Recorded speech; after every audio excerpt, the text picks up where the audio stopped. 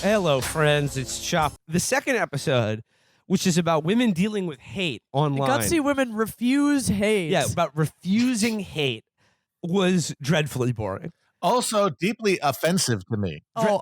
Refusing hate is boring to you. I thought it was Also, pretty like grotesque. they kept saying like using it as a thing people say, like, look at these women who are refusing hate. Like that's like an activity that people do, or like, yeah, we all love to refuse hate in our daily lives. It's like, what does that even mean? Well, practically what the episode is actually about is rather than women refusing hate, it's women sitting around at brunch reading mean tweets about themselves and essentially bathing in the hate and attention that they get. I like this episode more than comedy. I actually like it's mostly dull. It's mostly shitty. I agree with you. But there are a few parts that I think are like fantastic. I love the first woman we meet who's just like, oh my God. She's just like, I'm a former neo-Nazi. Well, yeah. So she's just this fucking like dunce from Baltimore who's like, I used to be a Nazi and I forgot to get my swastika tattooed up. I was me with Black Lives Matter, and they said, why do you not cover up your swastika? And I said, I want to have it there to remember, what I was doing Nazism for. And she said that could still hurt people's feelings. And anyway, I forgot to cover it up. So it's a smash cut. Like it starts with them kayaking, and then just like a smash verbal cut to, so you like kayaking, and Hillary's like, what's that tattoo? And she's like, oh, it's a white power symbol. Yeah, Hillary's just like, what's that tattoo on your leg? And it's like a fucking Celtic cross. And she's like, yeah, that's a former Nazi white power symbol. And Hillary goes, wow. She's still smiling and nodding. She's like Owen Wilson. Wow. Yeah. I felt like this woman is like, you can't get mad at her for being a neo-Nazi because she probably couldn't conceive of a number as high as 6 million. She's like, you are the definition of a gutsy Nazi. Yeah. Okay, and then another thing I have to highlight from this episode. It comes from basically talking to reformed like women members of like white supremacist far right hate groups. Now like deprogram who now deprogram people by taking them like whitewater rafting. Taking them to the wilderness. And look, I'm not hating on these women too much, because look, they're doing good work, and I'm not blaming them for their former associations or whatever. It is pretty funny though that she hadn't got that tattoo covered up in like a decade. Well, she's got 8 kids. Yeah, she is such like, God damn, she was just like straight out of John's Facebook. I loved her. So they cut from, again, talking about people who are former like hate group, propaganda, like former members of violent white supremacist organizations. One woman being told like, if you leave, we'll kill you. They cut from that to Hillary showing Chelsea a Twitter thread by a globe emoji account that goes through all of her pantsuits and matches them with Keurig coffee machines that have similar colors. That wasn't even mean. Like, that person's a fan. Like, what was the point there? Wouldn't happen with Nespresso. Then they have another round table at a Mexican restaurant in DC. This is my favorite scene. Which is like, okay, it's like a comedian, Jamel Hill, that like Shannon Watts, who like is advocates for gun control and against the NRA. And then, okay, here is the one moment in the 2 hours of this show with Chelsea Clinton that I remember that made a lasting impression on me because of how jaw-droppingly insane the things she says that passes off. Like she says this at like it's a normal thing, just like a thing to share, or like a personal anecdote that's amusing or charming. So she says they're at a Mexican restaurant in DC, and Chelsea says, me and my family used to come here all the time. She goes, I would actually come here with like my grandmother, with Hillary, with your mom. I would come here with grandma and my husband. And she says, and my boyfriend at the time, who's now my husband, and we would come here all the time, and I would always be the designated driver. And I was like, okay, I was just like, I was like, what? These people are aliens. Like, okay, it's one thing that like you're having dinner all the time with your grandmother and boyfriend, but that every one of these dinners you were the designated Like they driver. were all getting so like that sloshed on yeah, that they're margs. getting fucking soused on margaritas, and she's just sitting there. Okay, Catherine, because you talk about the fajita platter Oh my moment. god! Oh my god! Okay, when they bring out, did you guys catch this? They bring out Hillary's like sizzling fajitas, and she says, "Oh my god!" And then she says, "This is truly unbelievable." It was like it was like her face. Like this woman has never seen sizzling fajitas before. What will they think of next?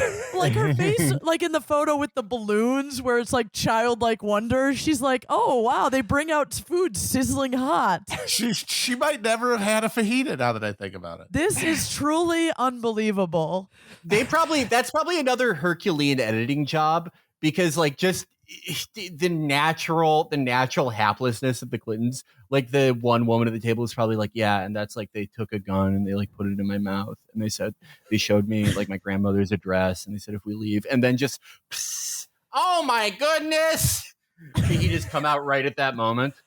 Well, and they're such aliens. Timing. They're such aliens that like I don't think Hillary really knows what to say when like a plate of food. Like what does a human say when a plate of food is put before them at a restaurant? Can you believe this?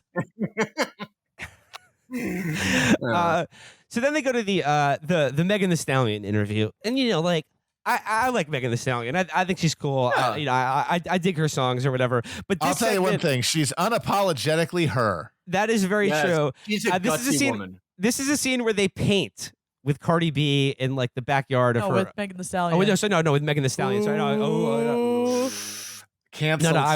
I'll tell you. No, I'll tell you why. Because I was already in my mind going to this next point, which was, again, a line that will probably be rattling So through good. my head as like the DMT hits my brain. It's like, boop, boop. And like the last thing that will go in my head is Hillary Clinton interviewing Megan Thee Stallion and saying, "I became aware of you because of the Cardi B WAP." No, she says, I came to awareness of you with the Cardi Yes. B. Wow. I came to a, even more convoluted and politician-y and weird. I came to awareness of you. Greetings, Earthlings. We came to awareness of you in the transmission of the Cardi B WAP.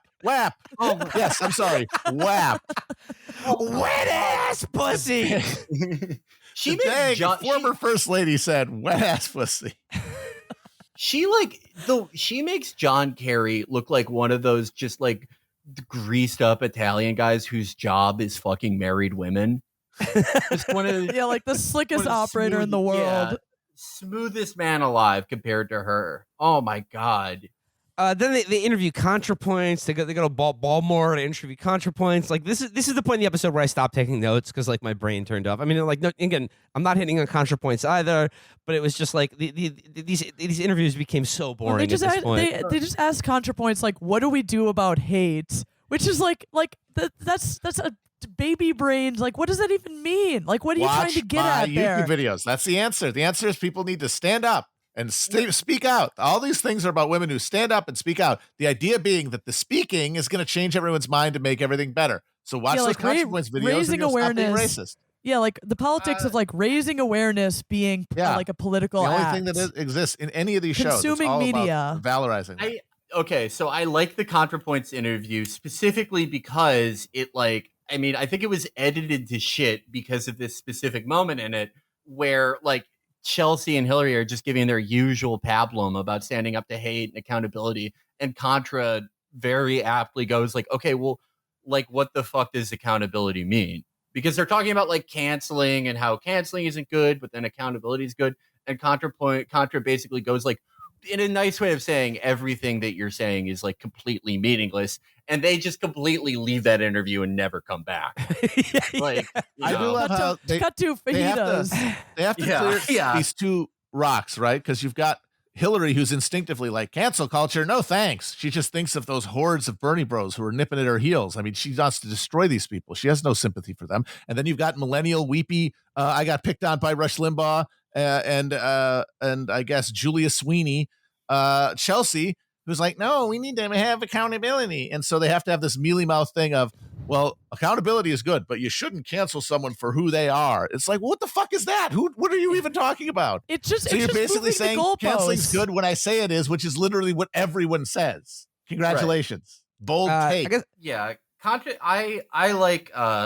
think ContraPoints is like an incredibly thoughtful person. And it is, this was, I would love to see the full cut of that interview because like, it just like she is like disappeared Stalin style when she knows what the fuck is accountability.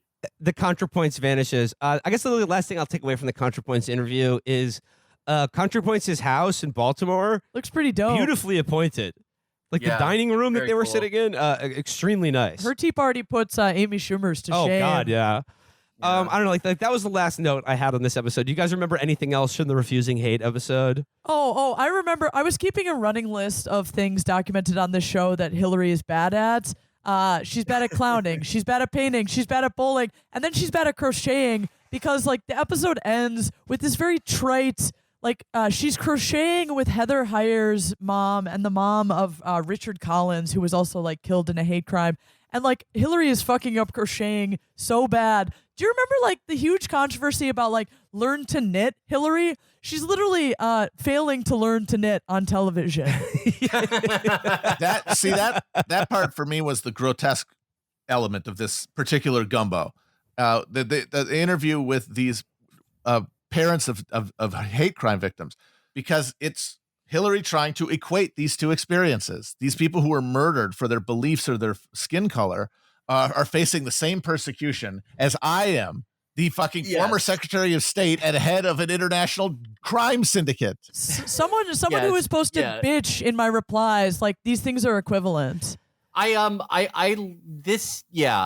agree that like this is just a stomach churning scene, mainly because of what Matt said. Yeah, like the false equivocation that they're linked by standing up to hate. And they have all kind of refusing hate, not standing up to it.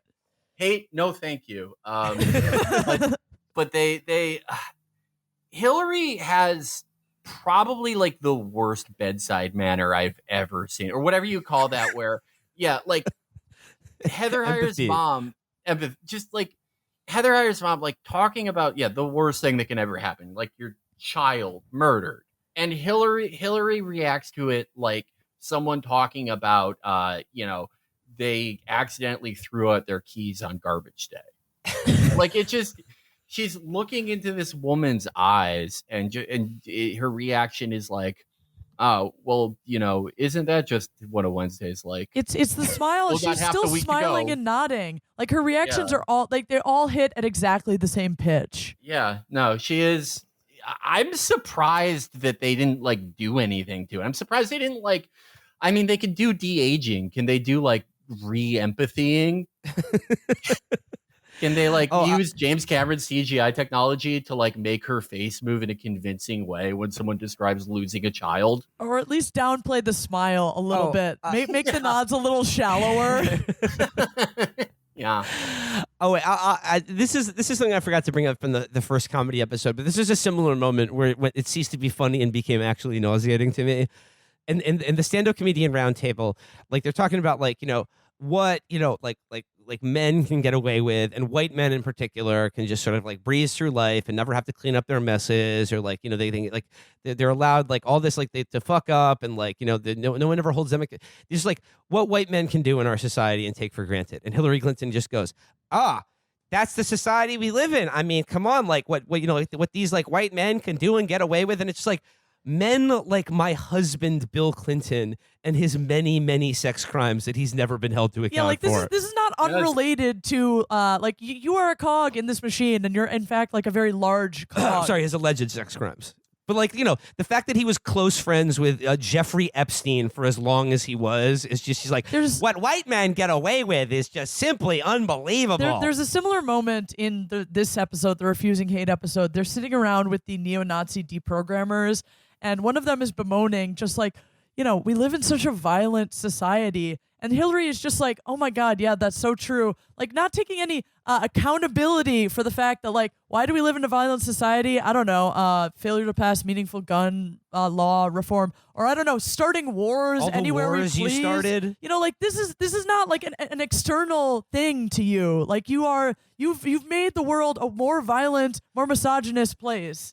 That's what makes this whole thing so sick, because she keeps interviewing these people who are victims of her own awfulness, and it's like they don't even seem to be able to recognize it. I think it'd be too painful to. And, hey, I get to meet this famous person and be on TV. I can understand. But it's a total externality to them. So, all right. So this is a good segue. So I watched the rest of this fucking thing. Yeah, no, Matt is all about total commitment.